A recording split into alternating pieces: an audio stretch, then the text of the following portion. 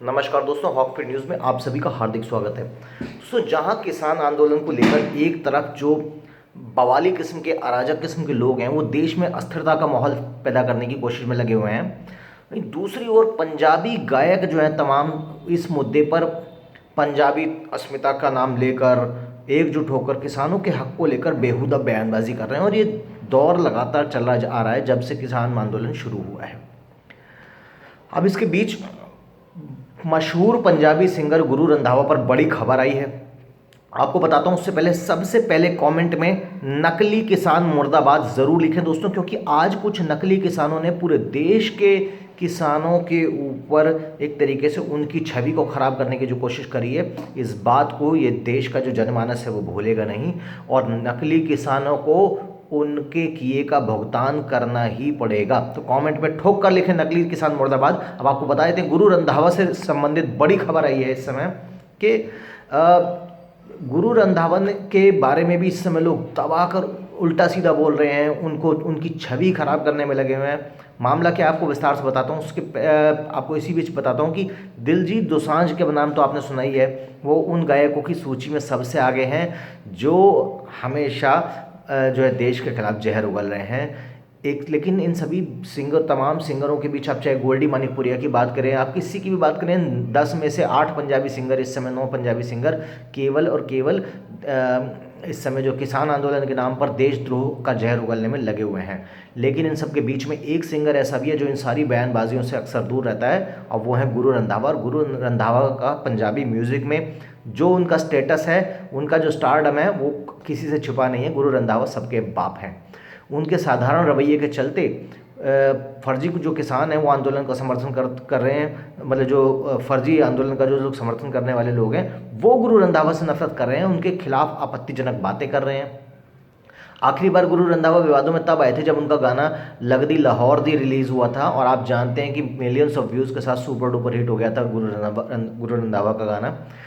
लोगों का ये कहना था कि इस गाने में पाकिस्तान का उल्लेख हुआ है। इसका नतीजा ये हुआ कि गुरु ने अपने गाने के लिरिक्स लाइव कॉन्सर्ट के दौरान चेंज कर दिए। किसान आंदोलन को लेकर भी उन्होंने समर्थन तो जरूर किया भले ही, लेकिन वो कुछ ज़्यादा मुखर नहीं रहे इस मुद्दे पर। उन्होंने बार बार, जिसे कहते हैं ना वैश्य क्रंदन जो करते हैं ये लोग, वो इन्होंने नहीं किया। उन्होंने इस मैटर पर अपनी बात रखी। बात रखने में कोई बुराई नहीं है, लेकिन बस उन्होंने एक बार सपोर्ट किया, फिर वो आगे बढ़ गए। लगातार जिसे कहते हैं कि देश की कब्र नहीं खोदी इन्होंने। ऐसे में अब उनका एक और गाना रिलीज़ होने वाला है जिसमें वो इंडियन आर्मी के एक सोल्जर का किरदार निभा रहे हैं, यानी कि भारतीय सैनिक का किरदार निभा रहे हैं। ऐसे में उन्होंने सेना के कपड़ों में एक अपनी तस्वीर शेयर करी है।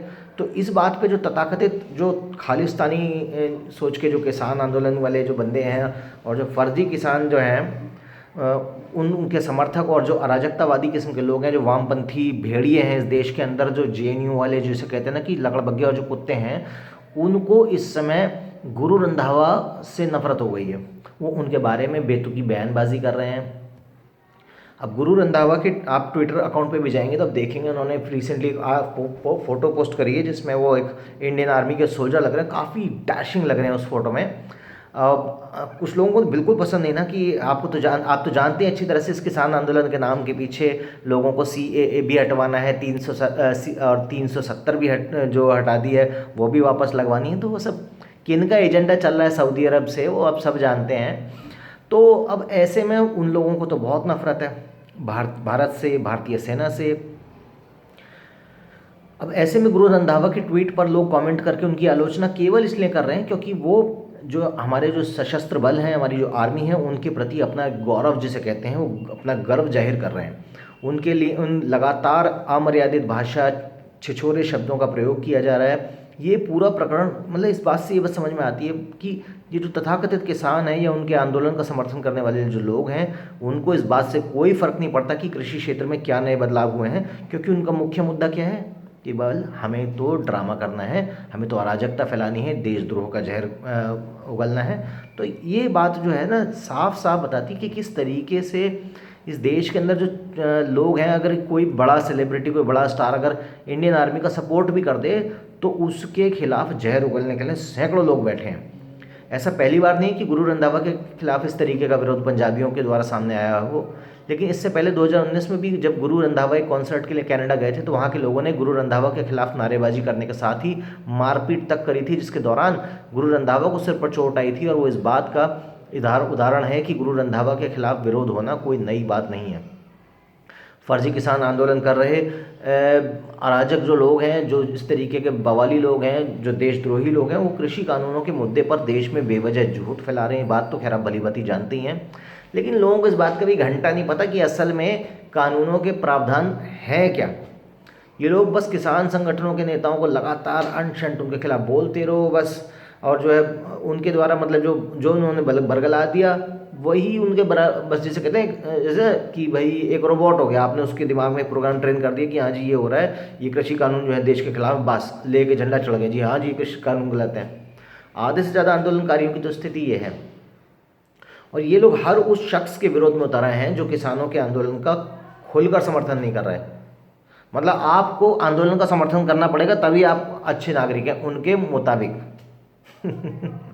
तो ये लोग चाहते हैं कि दिल्ली में इस तरीके का बलवा फैलता रहे। आपने भी देखा पिछले साल दिल्ली में दंगा हुआ, फिर लॉकडाउन की जो स्थिति आ गई, दिल्ली में काफ़ी केसेस भी थे कोरोना के, और उसके बाद अब ये जिस तरीके की अभी किसानों आंदोलन की स्थिति हो गई, तमाम गाज़ीपुर रोड से लेके अब बात करें हम, दिल्ली के तमाम रोड्स हैं, तमाम बॉर्डर्स हैं, सील हैं, लोगों की हालत ख़राब है, गाज़ियाबाद वाली एलिवेटेड रोड बंद है। तो मतलब ये कहाँ से लॉजिक है कि आप जो है 3-3 महीने आप बैठे रहें, आप रोड पे हाईवे जाम करके बैठ जाएं। तो ये इस देश की सरकार की मैं कहूँगा कि थोड़ी सी तो कहीं ना कहीं थोड़ी तो इनकॉम्पिटेंसी है, और साथ ही साथ मतलब क्योंकि इन लोगों के साथ ना एक समय के बाद आपको डील करना ही पड़ेगा डंडे से, क्योंकि समाधान ही नहीं है ऐसे लोगों का। मतलब आप उन लोगों से पूछिए जो डेली नौकरी करते हैं, उन लोगों को कितनी तकलीफ़ें उठानी पड़ रही हैं इस समय। रोडें जाम है दिल्ली के अंदर, किस बात की नेशनल कैपिटल है यार, ये कहाँ से राजधानी क्षेत्र हो गया जहाँ के अंदर लोग जगह जगह चारों तरफ अराजकता फैली हुई है, लोग रोड जाम करके बैठे हैं। तो ये परिस्थिति बहुत ज़्यादा ख़राब है। गुरु रंधावा जैसे सेलिब्रेटेड जो लोग हैं, मतलब एक काफ़ी डेकोरेटेड पर्सनैलिटी हैं, बहुत बड़े सुपरस्टार हैं, उसके बाद भी उनको सिर्फ एक इंडियन आर्मी की सोल्जर की ड्रेस में भी अगर वो फ़ोटो अपनी खिंचा लेते हैं तो लोगों को तमाम तकलीफ़ें हैं इस देश के अंदर, क्योंकि जो वामपंथ की जो जहर है ना, उसकी जड़ें बहुत गहरी हैं। ये लोग बिल्कुल नहीं चाहते कि फिल्म इंडस्ट्री और म्यूज़िक इंडस्ट्री से रिलेटेड कोई भी कलाकार भारतीय सेना का समर्थन किसी भी रूप में करे।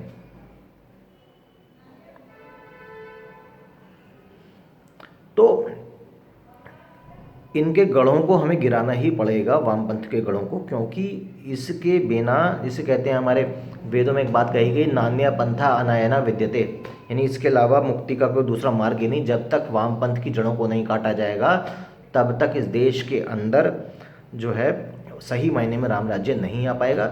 लोग कभी किसान आंदोलन के नाम पे, कभी फलाना आंदोलन के नाम पे तो कुछ ना कुछ ड्रामा करते रहेंगे लगातार, सनातन धर्म को बदनाम करने की जो इनकी जो प्रयास है।